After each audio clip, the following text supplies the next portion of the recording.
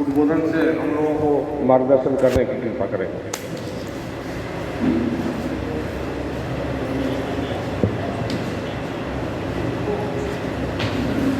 मंच पर उपस्थित झारखंड प्रदेश के अध्यक्ष श्रीमान सत्यनारायण सिंह जी,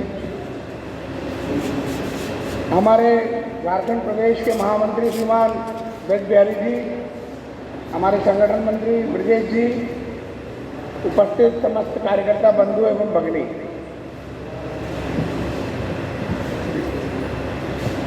कल से हम लोग विभिन्न प्रकार के सत्रों के माध्यम से और भारतीय मजदूर संघ से संबंधित विषयों का और श्रवण करते हुए उसमें भाग लेते हुए इस अभ्यास वर्ग को एक स्वरूप प्रदान हम लोग कर रहे थे। काफ़ी अच्छे विषय कल हम सबके सामने आए हैं। ये अंतिम सत्र है अभ्यास वर्ग की दृष्टि से, और इसमें मुझे विषय दिया गया है कि भारतीय मजदूर संघ के समक्ष कौन कौन से चैलेंजेज हैं, चुनौतियां हैं, ठीक है ना। तो थोड़ा ये आप सब जानते हैं, आपको बताना है, आप में से कोई भी तुरंत एक व्यक्ति को केवल एक चुनौती बताना है। भाषण किसी को नहीं देना है, खड़े होकर के डायरेक्ट बताना है, किसी भी प्रकार का संबोधन नहीं करना है कि अध्यक्ष जी, महामंत्री, ऐसा नहीं बोलना है, सीधा बोलना है ये वाली चुनौती है। माने हमें ये वो चुनौती कैसे कैसे निपटेंगे, अर्थात हमारे सामने कौन कौन से प्रश्न हैं जिनको हमें हल करना है। आपको विषय समझ में आया ना? थोड़ा सा कोई भी खड़े होकर एक चुनौती बताना है, कोई भी बता सकता है। हाँ बताइए, अपना नाम बताइए जी। एक माइक हो तो दीजिए छोटा, ये वाला ले जाइए, चालू है क्या? हाँ, ये माइक सबको घूमेगा उधर। अध्यक्ष जी जो चुनौती बताएंगे नोट करेंगे तो अच्छा होगा, एक विषय तैयार हो जाएगा ना। हाँ बोलिए, मिश्रा जी बोलिए। सर मैं Ramesh Mishra, Bokaro steel city, Bokaro steel plant में कार्यरत हूँ और वहाँ के संगठन में मुझे मंत्री पद का दायित्व है। और तो जैसा आपका चुनौती बोले, चुनौती, हाँ, तो उसमें यही कहना चाहेंगे कि सबसे बड़ा चुनौती तो अभी तत्काल में जो सरकार के द्वारा जो प्राइवेटाइजेशन और जो कॉर्पोरेशन जो करने का प्रयास किया जा रहा है। हो गया, हमको समझ में आ गया। एक इनका चुनौती है जो सरकार, वर्तमान सरकार सभी पब्लिक सेक्टर पीएसयू का प्राइवेटाइजेशन, निजीकरण माने ये कर रही है, ये चुनौती है। ठीक, एक ही बताना है। दूसरा इसको छोड़ करके किसी ने दूसरा बताना है, जो इन्होंने बता दिया वो नहीं बता रहा है। एक बात हो गई, ठीक है। चलिए दीजिए। हाँ जी, उमेश जी बोलिए। उमेश कुमार सेन, अध्यक्ष डीसीकेएस। भारतीय मजदूर संघ के सामने जो इस समय जो विषम परिस्थिति है, जो चुनौतियां हैं, वह है इस देश में बढ़ती बेरोजगारी की संख्या। ठीक, बेरोजगारी। चलिए दूसरा विषय हो गया, दूसरी चुनौती हो गई। चलिए हाँ जी, अगला बताइए भाई। रांची के जिला मंत्री जी। रांची जिला मंत्री सुबोध कुमार। कोष की क्या? कोष। अच्छा, संगठन चलाने के लिए पैसे की समस्या है। चलिए अगला बताइए। और कोई बोलना चाहता है चुनौती? हाँ शिवशंकर जी बोलिए।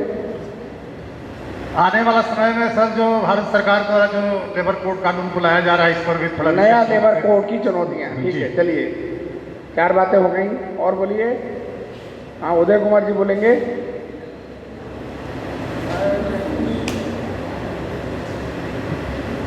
उदय कुमार, प्रदेश वित्त सचिव। एक और जो चुनौती दिख रही है, सेकंड लाइन कार्यकर्ताओं की कमी। सेकेंड लाइन तैयार करना है संगठन के अंदर, बहुत अच्छी बात। हाँ आंगनबाड़ी बोलेंगे। इधर आइए, इधर लाइए, आगे लाइए। ये आप बोलिए जी।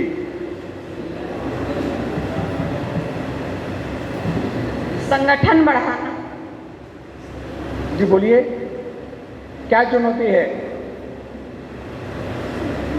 संगठन मैंने सदस्यता बढ़ाना, संगठन बढ़ाना। संगठन बढ़ाना एक चुनौती है, बहुत अच्छा, ये भी बहुत अच्छी बात है।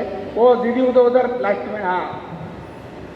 मेरा नाम सत्यप्रभा देवी, मैं गुमला जिला की मंत्री हूँ।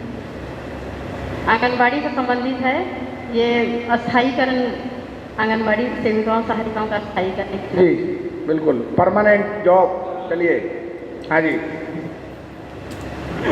बोलिए।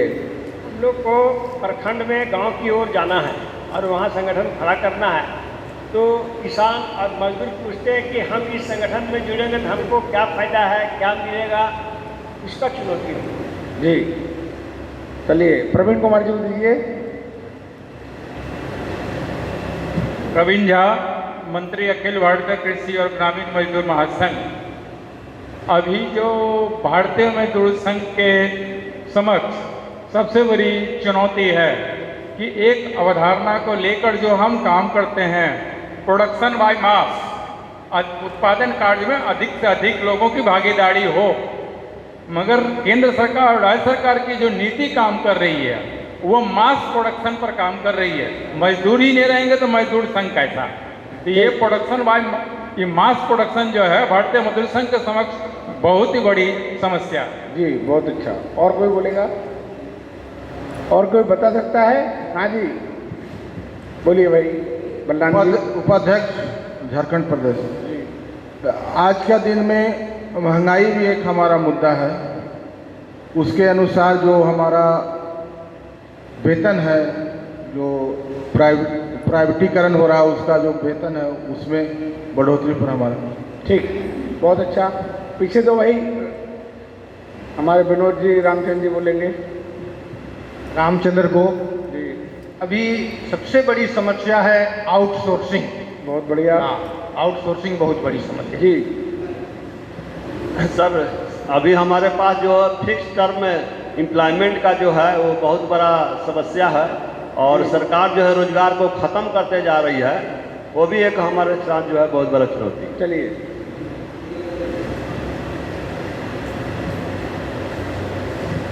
अभी सबसे बड़ी समस्या क्या है कि जितने भारत में पीएसयू है सबके ऊपर सरकार का नज़र है, या तो बंद कर देना है या तो प्राइवेट करना है। प्राइवेट करे तो रोजगार रहेगा। बता दिया है, ये बात तो बता दिया गया है, ये आप रिपीट कर रहे हैं। चलिए, बंद करने का भी सबसे ज़्यादा। और कोई बताइए?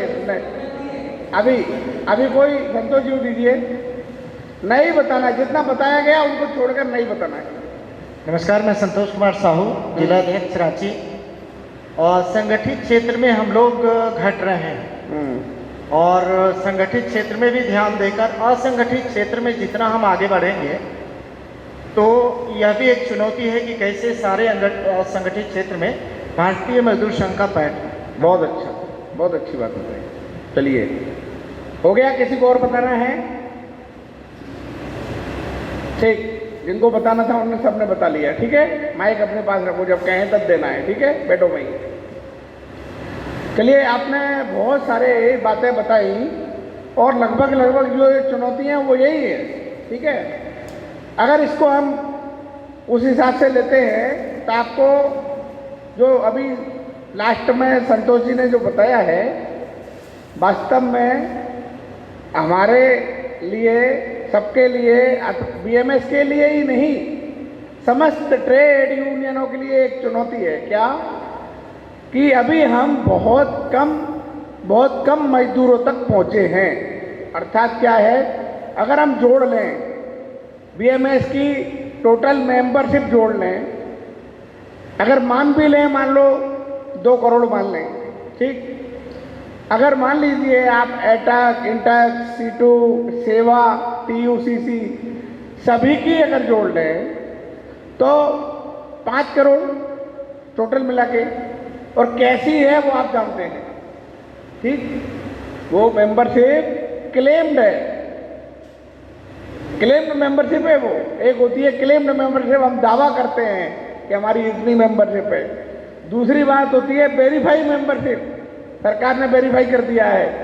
तीसरी जो होती है एक्चुअल मेंबरशिप, तो एक्चुअल कितनी है ये तो तो उसकी यूनियन का महामंत्री जानता है या भगवान जानता है, और तो कोई जानता नहीं है। ठीक, तो अर्थात हम कहते हैं देश में संगठित असंगठित मिला करके 50 करोड़ मजदूर हैं। तो 50 करोड़ मजदूरों तक हम कब पहुंचेंगे? यानी 70 साल तो हम ही को हो गए, है ना। अर्थात हम कुछ भी कहां पर कर सकते हैं? उत्तर देंगे जरा। हमको कुछ करना है तो हम कहां पर कर सकते हैं कुछ? बोलिए जरा, कोई उत्तर है किसी के पास? कुछ जैसे मान लो कहना है कि वहां धरना प्रदर्शन करना है अन्याय के खिलाफ, ज्ञापन देना है, ये सब हम कहां कर सकते हैं? कहां कर सकते हैं? जहां हमारी यूनियन होगी, अर्थात जहां हमारा संगठन होगा, ठीक है। लेकिन जहां हम होंगे ही नहीं, वहां कुछ कर सकते हैं? नहीं कर सकते। वहां कितना अन्याय हो रहा है आपको पता है? नहीं। वहां किस प्रकार का शोषण हो रहा है हमको पता ही नहीं है। तो पहला काम क्या है? पहली चुनौती क्या है? तुरंत जहां तक अभी नहीं पहुंचे वहां हमको पहुंचना है। और पहुंचने के लिए क्या करना होगा? हमको अपनी गति बढ़ानी होगी, हमको समय ज़्यादा देना होगा संगठन के लिए, तभी तो पहुंचेंगे ना।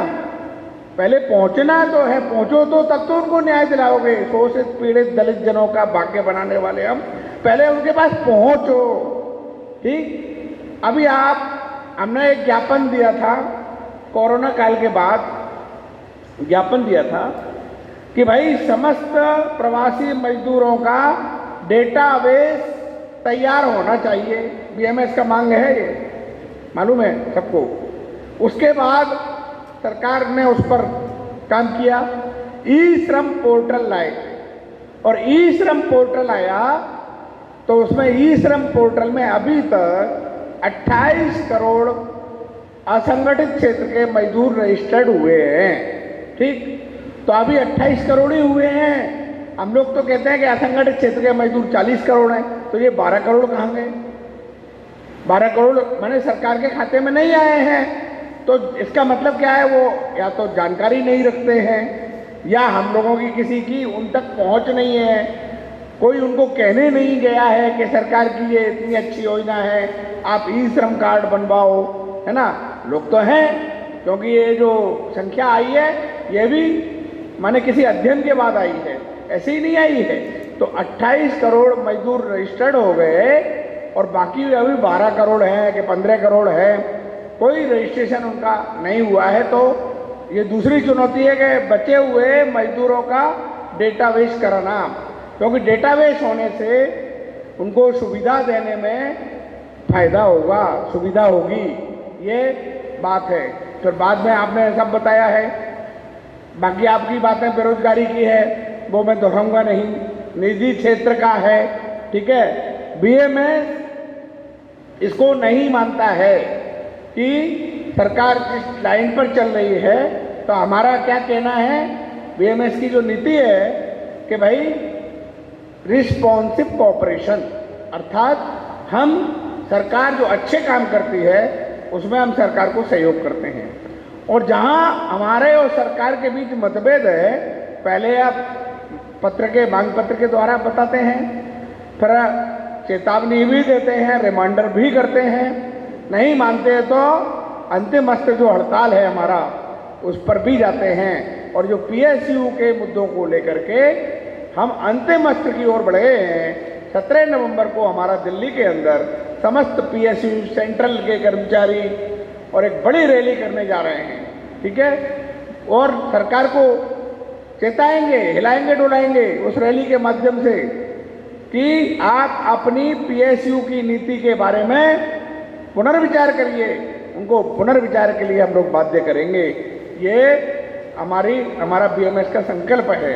हम बीएमएस के लोग हैं तो कोई की भी सरकार रहे, ये सब हम करने जा रहे हैं। हमारे पास यही अस्त्र है, जो अस्त्र हमारे पास है उसका हम प्रयोग करने वाले हैं।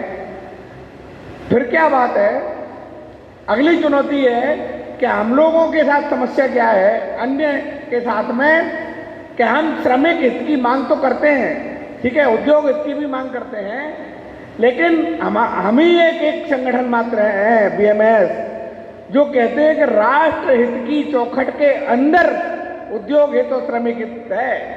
मैंने मनमाना नहीं है कि अपन जो चाहे वो मांग लें, ठीक है ना, जो चाहें वो मांग लें। बाकी लोग कहते हैं कि भाई हमें कोई मतलब नहीं राष्ट्रवाद से, हमें तो वो उद्योग का हित भी नहीं मानते हैं, वो तो मजदूर हित की बातें करते हैं, तो मजदूर का आकर्षण उधर होता है।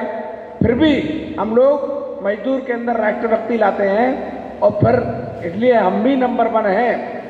तो ये भी हमारे सामने चैलेंज है कि सामने वाले मजदूर को राष्ट्रभक्त बनाना, ठीक है, मैंने मजदूर आंदोलन को राष्ट्रभक्ति की दिशा में मोड़ना।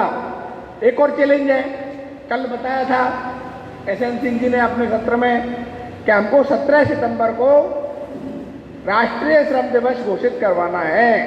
ये भी हमारे लिए चैलेंज है और ये केवल जभी होगा जब 17 तारीख को देश भर में लाखों लोग सड़कों पर होंगे।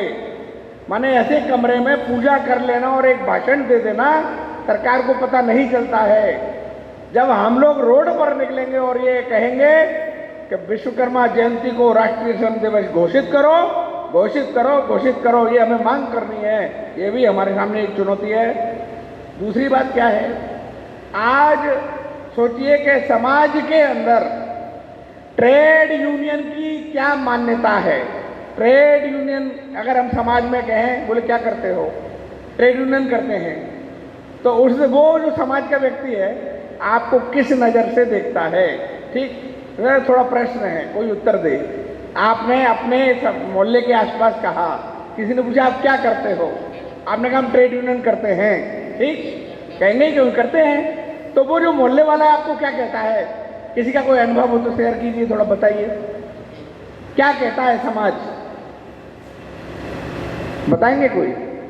ट्रेड यूनियन करना माने क्या करते हो, समाज क्या समझता है, हम क्या कर रहे हैं। हाँ, हैं नेतागिरी कर रहे हैं, एक बात, ठीक। और दूसरा शिवशंकर जी बोलिए,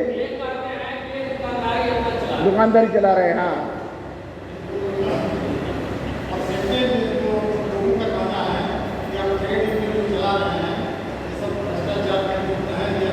ये ठीक, ये समाज की धारणा है। हाँ बोलिए।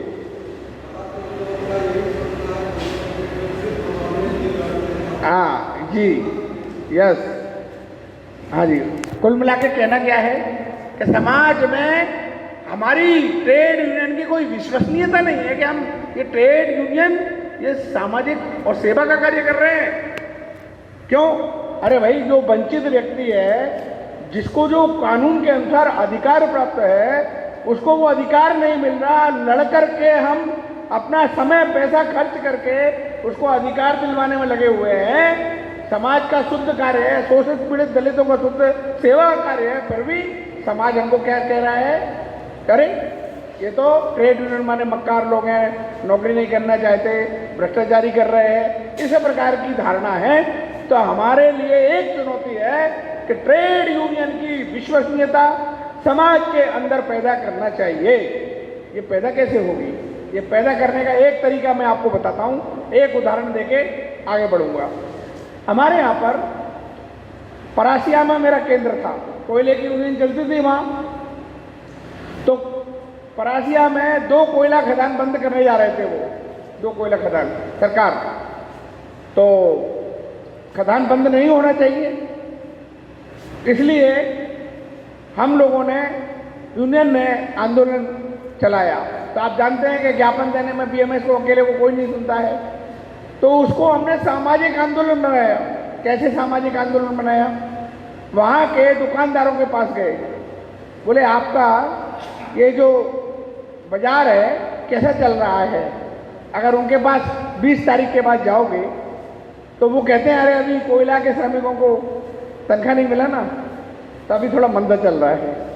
मतलब क्या है, आपकी दुकान, आपका बाजार कोयला श्रमिकों पर निर्भर है ना। बोले हाँ, तो वो तो सब खत्म होने वाला है क्योंकि ये खदान बंद होने वाली है। अरे तो हमारा बाजार नुकसान में जाएगा ना, तो क्या करना है? बोले आंदोलन कर रहे हैं, आप साथ में आओ, क्योंकि आपकी भी रोजी रोटी चलेगी अगर यहाँ से कोयला श्रमिक चला जाएगा तो। बात समझ में आई? दुकानदार लोग उस आंदोलन में साथ में आए। एक बढ़िया प्राइवेट स्कूल चलता है, बोले भाई आपके यहाँ किसके बच्चे पढ़ते हैं? बोले कोयला श्रमिकों के बच्चे पढ़ते हैं। तो तो वो तो अब यहाँ से चले जाएंगे। क्यों? बोले कोयला खदान बंद हो रही है तो नौकरी कहाँ करेंगे? अरे वो लोग साथ में आ गए जितने प्राइवेट स्कूल थे। यानी कि समाज का जो वर्ग था, जो मजदूर के हिसाब से चलता है, वो सबको हमने जगाया और इसलिए उसको आंदोलन में जब उसको जन आंदोलन बना दिया तो परिणाम पता है क्या हुआ? तो जो मध्य प्रदेश के मुख्यमंत्री हैं ना शिवराज सिंह, खुद दिल्ली गए और खुद परमिशन की कैंसिल करा के लाए। बोले हम तो सारी सीटें हार जाएंगे अगर मान लो ये खजाना बंद हो गई तो।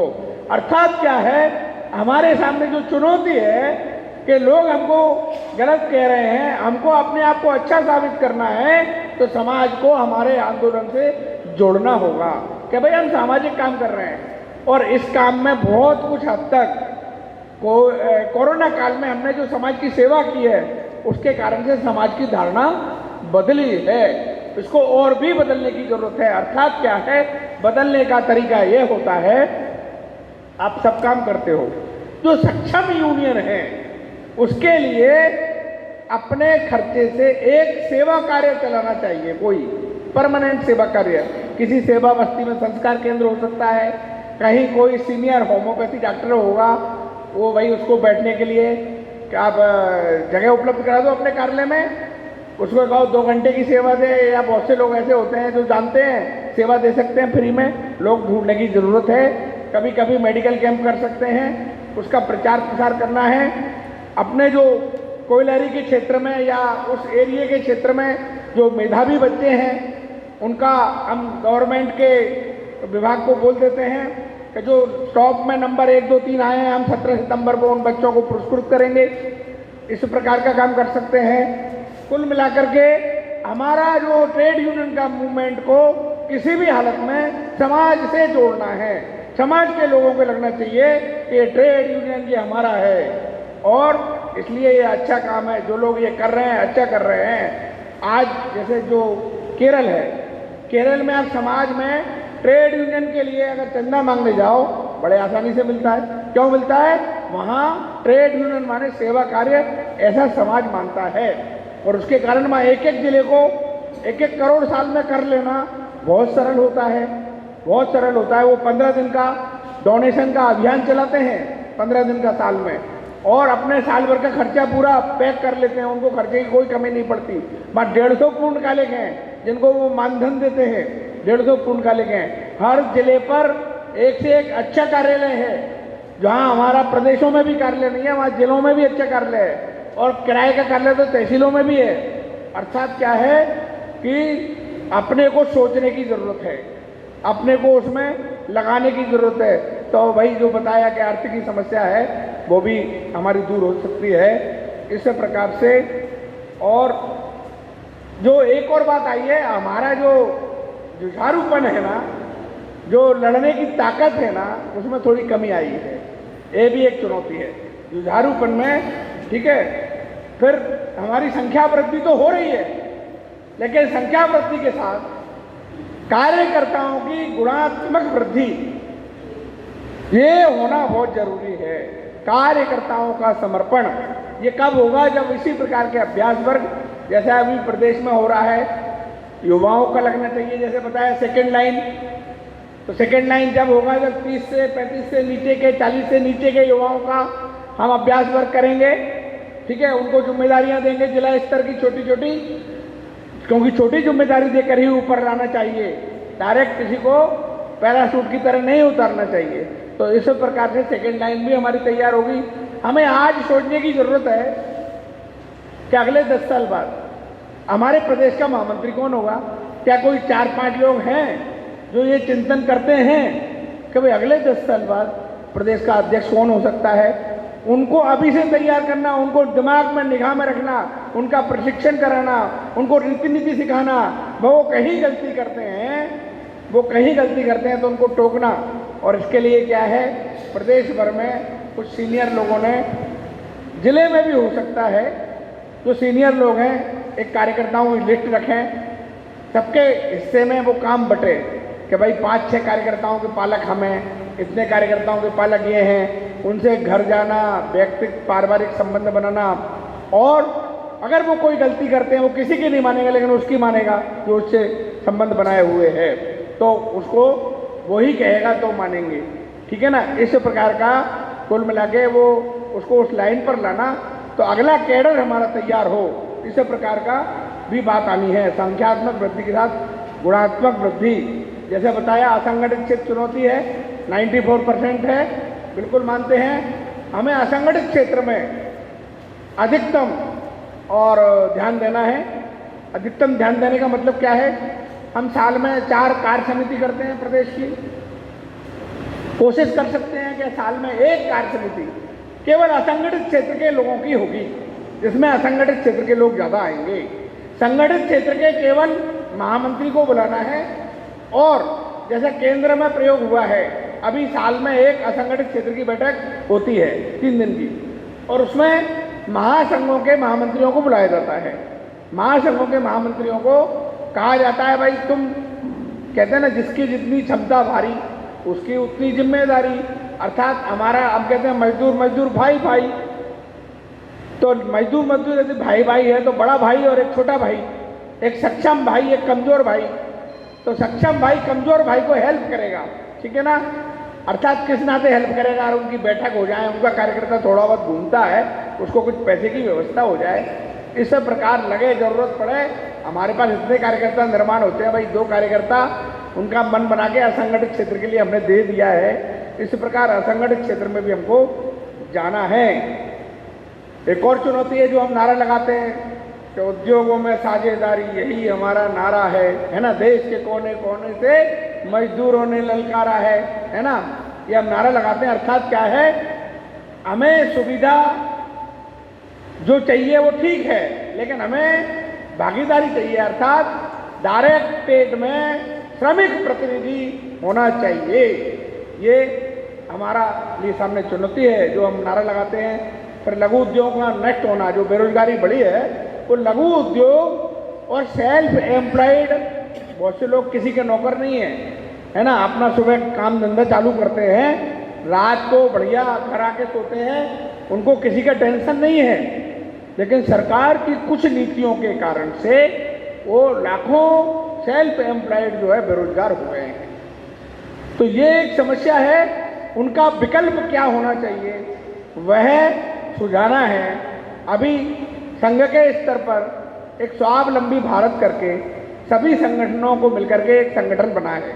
उसमें BMS के लोग भी हैं, उसमें लघु उद्योग भारती के लोग भी हैं, किसान संघ के लोग भी हैं, स्वदेशी के लोग भी हैं। वो लोग सोच रहे हैं कि भाई वैकल्पिक व्यवस्था क्या हो सकती है बेरोजगारी दूर करने के लिए। स्वरोजगार निर्माण करना।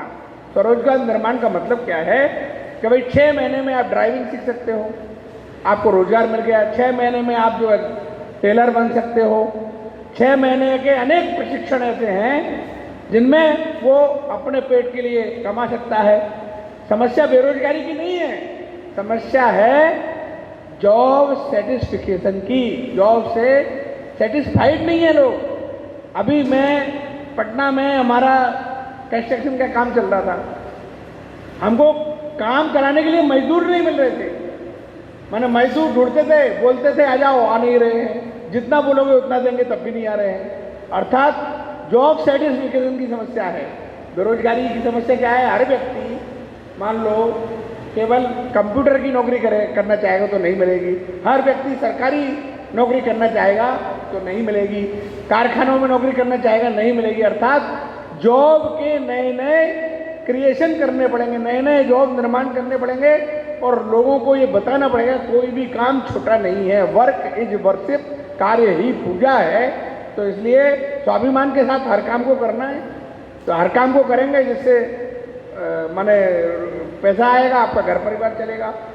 इस प्रकार और ये जो है हमारी इतनी और भी बहुत सारी चुनौतियां हो सकती हैं, लेकिन आज के सत्र में इतने चुनौतियां हमने बताई हैं। अभी कुछ चीज़ें और अभ्यास वर्ग में आना चाहिए, तो उस नाते से हम लोग और आपको माने जानकारी जो कुछ जोड़ देना चाहिए कि भाई आप सब जानते हैं अपने इस देश में जब पहला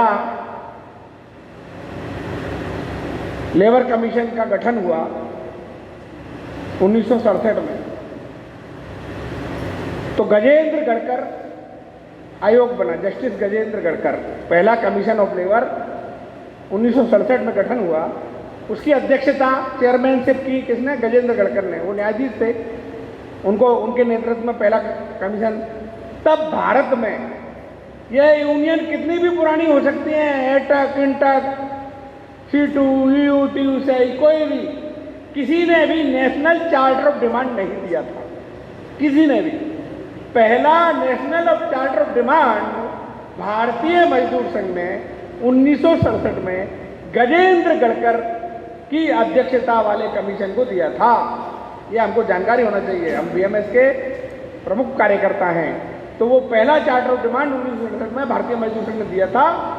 और वो जो पहला चार्टर ऑफ डिमांड है, उसकी एक किताब छपी है, उसका नाम है लेबर पॉलिसी। लेबर पॉलिसी के नाम से किताब है, अगर छपी मिलती है आप पढ़िए। माने BMS की श्रम नीति क्या है, वो हमने केवल BMS ने ही पहला चार्टर ऑफ डिमांड किया। फिर क्या हुआ, 22 अगस्त 1969 को हमने और राष्ट्रपति BB गिरी को दूसरा सेकंड चार्टर ऑफ डिमांड दिया, second labour charter of demand, माने नेशनल चार्टर ऑफ डिमांड। अर्थात नेशनल का मतलब क्या है, कोई एक आप उद्योग का देंगे, है ना, कोई आंगनबाड़ी का देगा, कोई आशा का देगा, लेकिन हमारे यहाँ नेशनल चार्टर ऑफ डिमांड का मतलब है इस देश के अंदर किसी भी प्रकार का मजदूर हो, उसकी मांग उसमें शामिल है, किसी भी प्रकार का। यहाँ तक कि जिसको समाज मजदूरी की मान्यता भी नहीं देता है, अर्थात जो महिलाएं वेश्यावृत्ति करती हैं, उनकी डिमांड भी उसमें शामिल है। इतना व्यापक तौर पर उसको जो है बना करके भारतीय मजदूर संघ ने दिया है, ये हमको मालूम होना चाहिए। तो ऐसा ही सेकेंड कमीशन ऑफ लेबर बैठा, अपना सेकेंड कमीशन ऑफ लेबर का निर्माण हुआ 1999 में, ठीक है ना। रविंद्र वर्मा इसके चेयरमैन थे, रविंद्र वर्मा। 2002 में इसकी रिपोर्ट आई, सिफारिश आई, ठीक है। ये जो सेकेंड कमीशन ऑफ लेबर में अपने हरेक सेंट्रल ट्रेड यूनियन के प्रमुख प्रतिनिधि दिए गए थे कि आपको जो सुझाव देना है दीजिए। तो हमारे भारतीय मजदूर संघ की ओर से जो हमारे 2 बार राष्ट्रीय अध्यक्ष रहे श्रीमान CK साजी नारायण जी, उसमें उन्होंने उसमें उन्होंने अपना BMS का प्रतिनिधित्व किया था। तो उसकी एक सिफारिश हुई थी 2002 में। सिफारिश क्या आई, माने जिसको कहते हैं रिकमेंडेशन। और रिकमेंडेशन थी कि जो श्रम कानूनों का जंगल है, श्रम कानूनों का जो जाल है, ये ऐसा हो गया है, इनको दोबारा से देखना चाहिए और इसका कोडिफिकेशन करना चाहिए। क्योंकि trade union act 1926, minimum wage 1948, तो 26 से लेके आज 100 साल हो रहे हैं, उसी रूप में चल रहा है। अनेक परिस्थितियां बदल गई, आबादी बढ़ गई, उद्योग धंधों की प्रकृति बदल गई, उसी रूप में चल रहा है थोड़ा। और फिर कुछ श्रम कानून एक दूसरे को क्रॉस करते हैं, तो इसलिए श्रम कानूनों का कोडिफिकेशन होना चाहिए। ये सिफारिश किसकी थी? जस्टिस रविंद्र वर्मा जो के नेतृत्व में सेकेंड कमीशन ऑफ लेबर बना था, उसकी ये सिफारिश थी। उस सिफारिश में C2, एटक, इंटक, ठीक है ना, सारे देश के सेंट्रल ट्रेड यूनियन के लोग उसमें थे। इनका कहना था, इनके आधार पर वो सिफारिश की गई थी। तो 2002 के बाद क्या हुआ, जिसमें बाद में 3 में चुनाव आ गए, 4 में चुनाव के बाद सरकार बदली। सरकार में मनमोहन सिंह और कांग्रेस की सरकार आई। 10 साल तक इस सिफारिश को ठंडे बस्ते में डाल दिया गया, इसके ऊपर कोई काम नहीं हुआ। 2014 में राजग की सरकार आई। राजग की जब सरकार आई तो भारतीय मजदूर संघ ने ये मांग की, क्या मांग की? भारतीय मजदूर संघ ने मांग की कि भाई ILC कई सालों से नहीं हुई है, इंडियन लेबर कॉन्फ्रेंस, जिसकी अध्यक्षता प्रधानमंत्री करते हैं, वो बुलाया जाए हमारी मांग पर। और 2015 में ILC हुई। तब ये लेबर माने कोड पर चर्चा प्रारंभ होगी और उसके बाद चर्चा प्रारंभ होने के बाद सरकार ने नए लेबर कोड प्रस्तुत किए। जब नए लेबर कोड प्रस्तुत किए तो इनका 4 कोडों में कोडिफिकेशन किया। हम सब जानते हैं, हमने कई बार सुना है। तो पहला कोड कौन सा है? वेज कोड 2019, ठीक है ना, ये पहला लेबर कोड है, ठीक है। और इसमें अपना जो पहला लेबर कोड 2019 में हमने पारित किया, तो इसमें क्या किया है, ये अच्छा ही अच्छा है, माने इसमें कुछ कमियां हो सकती हैं लेकिन फिर भी बहुत अच्छा है। इसको संक्षेप में समझने के लिए इतना ही समझिए कि पहले जो शेड्यूल होता था, अर्थात मिनिमम वेज किसको मिलता था? शेड्यूल एम्प्लॉयमेंट के अंतर्गत जो शेड्यूल के अंदर आते थे उन्हीं को मिनिमम वेज मिलता था। अभी इस कोड में जो लागू होने वाला है, इस कोड के अंदर शेड्यूल को हटा दिया गया है, अर्थात देश का संगठित क्षेत्र का मजदूर हो चाहे असंगठित क्षेत्र का मजदूर हो, सबको शेड्यूल, सबको मिनिमम वेज मिलेगा। ये इसकी मजदूरी संदाय अधिनियम के तहत माने संशोधित मजदूरी का भुगतान चेक के द्वारा किया जाएगा, माने ये भी बात है इसमें, ठीक है ना। और हर 5 साल में न्यूनतम मजदूरी जो मिनिमम वेज है उसका रिवीजन होगा हर 5 साल में। सभी मजदूरों को समय पर वेतन की गारंटी है। इसके अंतर्गत पुरुषों और महिलाओं में किसी प्रकार का अंतर नहीं है, जो पुरुष को मिलेगा वेतन वो महिला को मिलेगा, ठीक है। फिर न्यूनतम मजदूरी में अभी तक क्या है, भौगोलिक और क्षेत्रीय असमानता है। जैसे कि आंध्र प्रदेश में बीड़ी का रेट जो है 300 रुपये है 1000, हमारे पश्चिम बंगाल में 100 रुपये है, ठीक है, बिहार में भी 110 रुपये है। तो कहने का अर्थ क्या है, अब ये करने से क्या होता है, मजदूर को तो मजदूरी मिलती है, कम मिलती है, लेकिन होता क्या है, आंध्र प्रदेश के जितने बीड़ी मालिक हैं उन्होंने सब अपना धंधा बंद करके इधर बिहार झारखंड में अपनी कंपनी खोल दी, क्योंकि इधर मजदूर सस्ता है। तो ये क्षेत्रीय असमानता नहीं रहेगी। फ्लोर लेवल मिनिमम वेज केंद्र की सरकार तय करेगी और जो केंद्र की सरकार तय कर देगी उससे कम कोई भी मैनेजमेंट नहीं दे सकेगा, कोई भी मैनेजमेंट नहीं दे सकेगा, कोई भी सरकार नहीं दे सकेगी। अगर देना है तो इससे ज़्यादा देना होगा। माने मजदूरी संदाय अधिनियम की न्यूनतम सीमा 28/8/2017 को 18,000 से 24,000 किया गया है। तो ये एक अच्छा वेज कोड है, इसकी और सारी विशेषताएं हैं। इसका भारतीय मजदूर संघ ने स्वागत किया है। इस अभ्यास वर्ग में श्रम कानूनों को स्पर्श नहीं किया गया था, तो मैंने कहा मेरा चुनौतियों को लेकर के इसको लिया जाएगा। दूसरा है सोशल सिक्योरिटी कोड, तो सभी श्रमिकों को सामाजिक सुरक्षा कोड में जोड़ दिया गया है, जो हम 2014 में जयपुर के अधिवेशन में कहे थे कि सोशल सिक्योरिटी फॉर ऑल, ठीक है।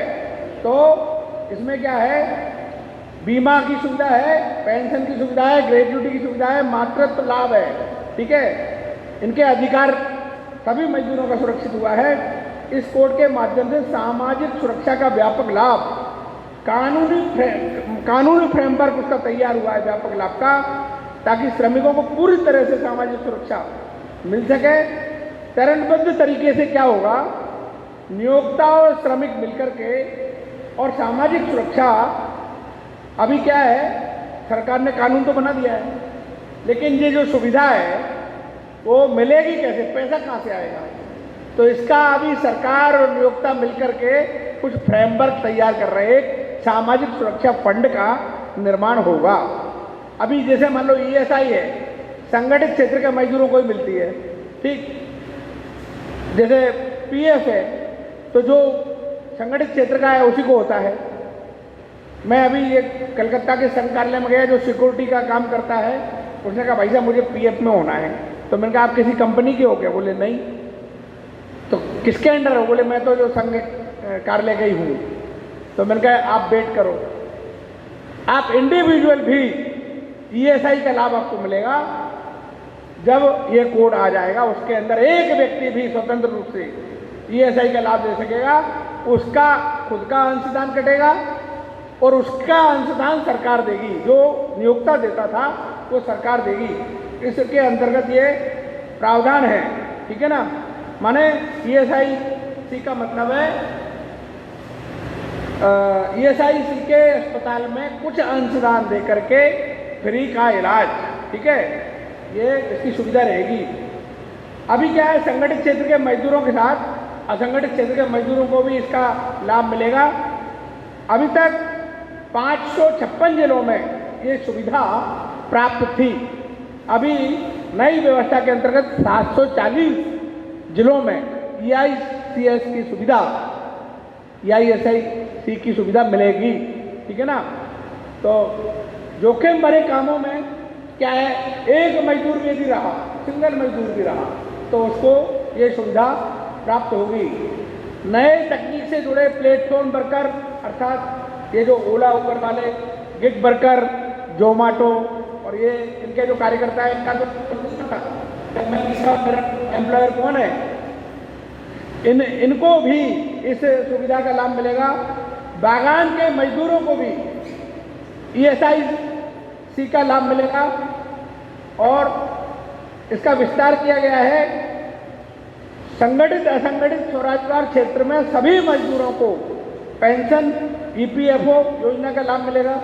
असंगठित क्षेत्र को व्यापक सामाजिक सुरक्षा के लिए सामाजिक सुरक्षा नीति, जो मैंने जिसका वर्णन किया था, ग्रेच्युटी के लिए न्यूनतम सेवा कार्यकाल की बाधा, ये क्या है आपने जो बताया ना, फिक्स टर्म है जिसकी चर्चा आई थी। तो अभी जो सरकार फिक्स टर्म लाई है, एक चुनौती भी हो सकती है, एक अवसर भी हो सकता है।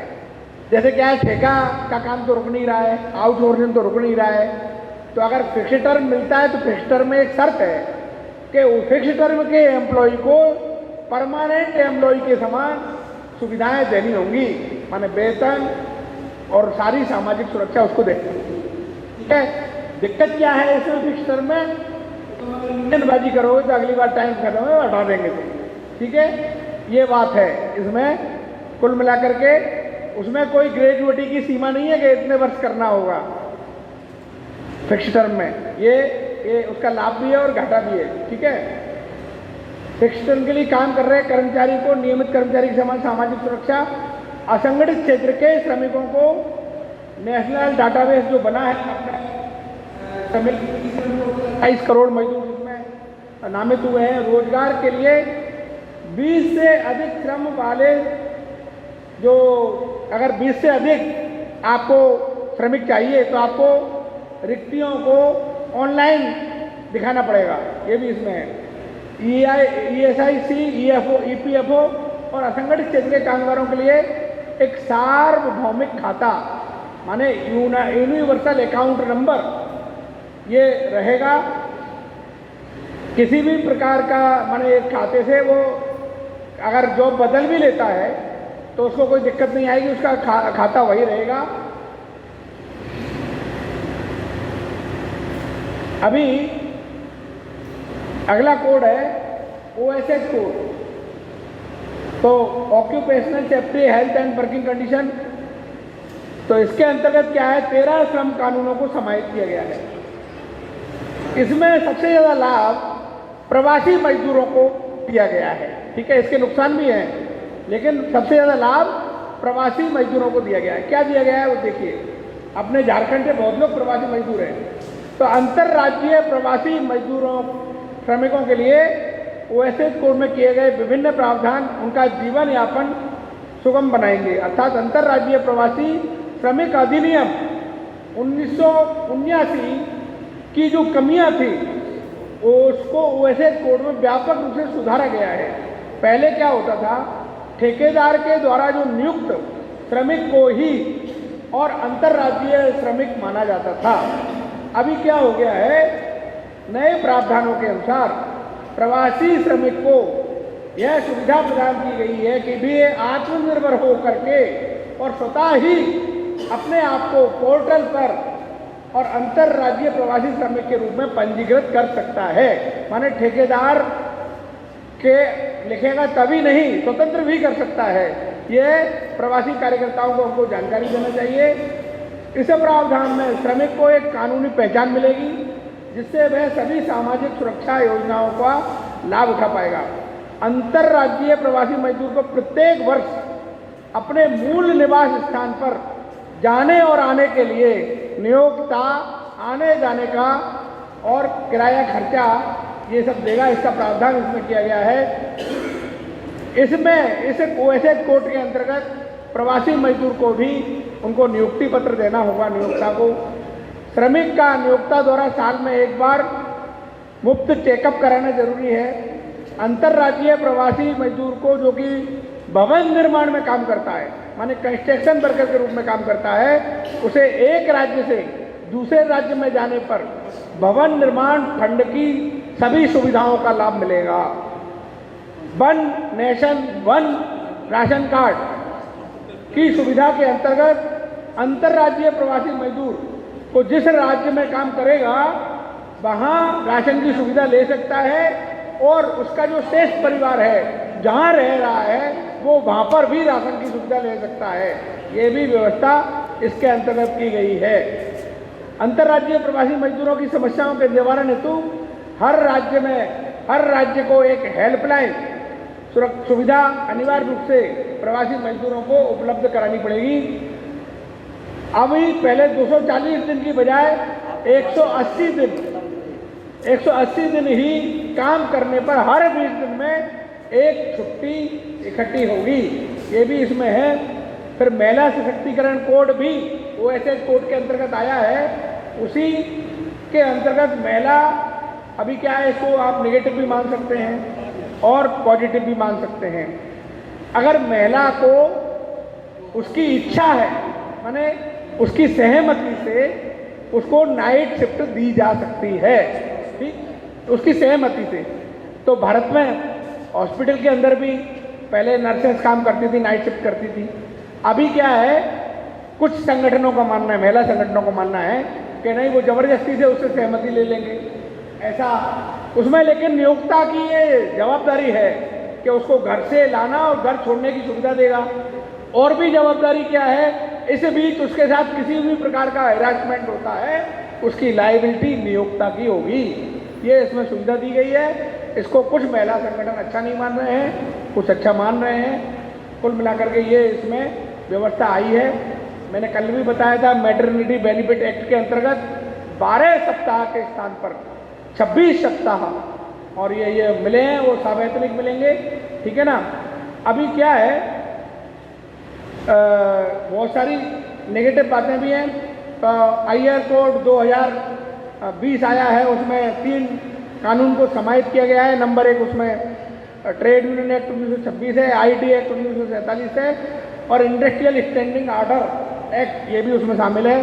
तो उसमें क्या है, माने कुल मिलाकर के बहुत सारा जो चटनी है, लेआउट है, ले ऑफ है, इसके लिए कितने मजदूरों तक, इतने कारखानों के मजदूरों तक उनको सरकार से कोई अनुमति नहीं ले रही है।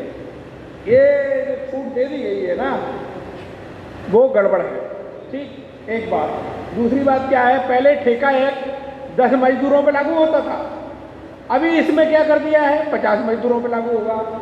ये नुकसान है हमारे लिए, ठीक है। अभी क्या है, जैसे मान लो फैक्ट्री एक्ट है, तो फैक्ट्री किसे कहेंगे, जहाँ पर 10 मजदूर काम करते हैं और पावर का उपयोग होता है, माने बिजली का उपयोग होता है, उस स्थान को फैक्ट्री कहेंगे, ठीक। तो फैक्ट्री कहेंगे। तो अभी इन्होंने क्या था कि 10 मजदूरों पर एक्ट लागू होता था, इसको बढ़ा के इन्होंने 20 कर दिया है। जहाँ पावर का उपयोग होता था वहाँ 20 मजदूरों पर एक्ट लागू होता था, इसको बढ़ा करके 40 कर दिया है। ये मजदूर के हित से ठीक नहीं है। अर्थात लेबर कोड की जो आपने चुनौती बताई, लेबर कोड की सारी लेबर कोड की, माने 2 कोड का हम स्वागत करते हैं, वेज कोड और सोशल सिक्योरिटी कोड, इनका हम स्वागत करते हैं। और ओएसएच कोड और आईआर कोड का कुछ प्रावधानों का पूरा नहीं, कुछ प्रावधानों का हम विरोध करते हैं। तो उसमें ये सारे हैं जो मैं बोल रहा हूँ, ये जो नाम बढ़ा दिए गए हैं। ऐसे ही हमारा क्या मांग होना चाहिए बीएमएस का, सरकार से मांग क्या है और तर्क क्या है? मांग ये है जहाँ एक भी मजदूर काम करता है, एक भी मजदूर, उसको वो सुविधा मिलना चाहिए। क्यों मिलना चाहिए? आप ये सारे लेबर कानून काहे के लिए लाए हो? मजदूरों के लिए लाए हो ना, तो लेबर कोड क्यों बनाया है? लेबर कोड है, नहीं तो उद्योगपति इंडस्ट्रियल कोड बना दो इसको। तो लेबर को यदि सुविधा ही नहीं मिलेगी, आपने कह दिया कि 100-300 से कम जहाँ माने काम करेंगे उन पे बहुत सारे कानून लागू ही नहीं होंगे, तो 70-80% देश के कारखाने श्रम कानून के दायरे से बाहर हो जाएंगे। तो फिर मतलब क्या होगा? ये चुनौती में आता है। ये मतलब सरकार को ये जानना चाहिए, सरकार के नीतिकारों को ये जानना चाहिए कि आप लेबर कोड लाए किसके लिए हो। जो अगर मजदूर को सुविधा नहीं मिलेगी वो बाहर ही हो जाएगा, तुम्हारे वेज कोड का, सोशल सिक्योरिटी कोड का लाभ क्या है? ये सरकार को भारतीय मजदूर संघ समय समय पर बता रहा है और लड़ रहा है, और आगे भी लड़ेंगे। हमने इसको माना नहीं है, ठीक है ना। लेकिन 2 कोड को लागू करने के लिए हम बोले हैं तुरंत लागू करो, हमारा दबाव है, हम लोग मांग रहे हैं कि wage code, social security code तुरंत मांगो, लागू करो, और इनमें ये प्रावधानों में संशोधन करो। ये मोटा मोटी एक चूँकि श्रम कानूनों का स्पर्श होना चाहिए था, मैंने अपने सत्र में किया है। और कुछ बातों को मैं आपको बताना चाहता हूँ। जैसे मैंने बताया था कि भाई जैसे आप सबको कल बहुत सारा विषय आया, तो एक जानकारी और दे दूँ। 1974 में जैसे बताया था कि उदाहरण भी दिया था किसी ने, रेलवे की हड़ताल हुई थी। तो रेलवे की हड़ताल में जब जॉर्ज फर्नांडिस गिरफ्तार हो गए थे, तो उन्होंने अब क्या कहा अपने मजदूरों को, अपनी यूनियन के लोगों को कहा कि भैया मैं जेल में जा रहा हूँ, इस आंदोलन का नेतृत्व दत्तोपंत ठेंगड़ी करेंगे। माने विरोधी लोगों को दत्तोपंत ठेंगड़ी जी पर कितना विश्वास था, माने सोचिए आप। ये एक बात है। फिर 2 आंदोलन और बड़े हुए हैं, ठीक है ना।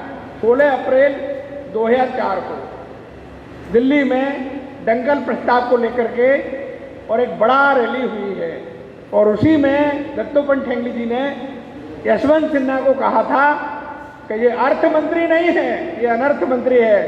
और आपको जानकारी होना चाहिए, अगले दिन उसका वो हट गया था, वित्त मंत्री से हट गया था। ये दत्तोपंत ठेंगड़ी जी की ताकत थी कि उनके एक वाक्य के बाद दूसरे दिन वित्त मंत्री से हट गया था। अगला जो आंदोलन हुआ, हाँ, 16 अप्रैल 2004 की जगह 2001 करिए उसको, ठीक है ना। अच्छा किया, धन्यवाद, सूरज जी ने संशोधन करवाया। तो 16 अप्रैल 2001 करेक्ट, मेरे को भी जान नहीं आ रहा, क्योंकि 4 में तो ठेंगड़ी जी चले ही गए थे। ठेंगड़ी जी 4 में तो अक्टूबर में चले ही गए थे, लेकिन वो 16 अप्रैल 2001 में हमारा ये आंदोलन हुआ। फिर इसके बाद 10 साल बाद 23 नवंबर 2011, यहाँ पर होंगे लोग, 23 नवंबर 2011 को दिल्ली कौन गया था? कोई है? 23 नवंबर 2011 है, 4-6 लोग, ठीक है, पीछे भी बैठे हैं। तो एक बड़ी रैली हुई दिल्ली में, वो इसका उल्लेख इसलिए कर रहा हूँ, कल उपलब्धियों का जो विषय आया था ना, उस रैली को देख करके 24 नवंबर 2011 को, एक दिन बाद, दिल्ली के जितने सेंट्रल ट्रेड यूनियन के नेता थे, माने कम्युनिस्ट वाले या सारे लोग, दिल्ली के कार्यालय में पहुंच गए, बीएमएस के कार्यालय में पहुंच करके उन्होंने बधाई दी। कह रहे भारतीय मजदूर संघ के सफल कार्यक्रम के लिए हम लोग आपको बधाई देने आए हैं। और उन्होंने एक बात कही, उन्होंने ये बात कही कि जब ये राजनीतिक दल के विभिन्न विचारधाराओं के लोग इकट्ठे होकर के सरकार बना लेते हैं, तो हम सब मजदूर लोग जो मजदूर का हित चाहते हैं, आपस में मिलकर एक मोर्चा नहीं बना सकते। बीएमएस ने कहा अगर आप राजनीति का प्रयोग न करें तो हम तैयार हैं। बोले ठीक है, बीएमएस बड़ा भाई है, उस पर संख्या है, हमने देख लिया है, अपन साथ में काम करेंगे। 10 सूत्रीय मांग पत्र बना, 2011 से लेकर 2015 तक ये संयुक्त मोर्चा चला। वो लोग हमारे संपर्क में आए, संपर्क के कारण हमने उनको राष्ट्रभक्ति प्रदान की, ठीक है ना। उनके लोग भी हमारे कारण से राष्ट्रभक्ति में आए। पहले जो आगजनी हिंसा होती थी उन पर भी कुछ असर हुआ, बाद में उनकी गलत डिमांड के कारण से वो मोर्चा टूट गया, आपको पता है। हमारा 17 नवंबर 2017 को एक बड़ी रैली हुई। उस बड़ी रैली के बाद ही आंगनबाड़ी को 2 लाख का बीमा और 1,500 का मानधन बढ़ा, आशाओं का भी मानधन बढ़ा।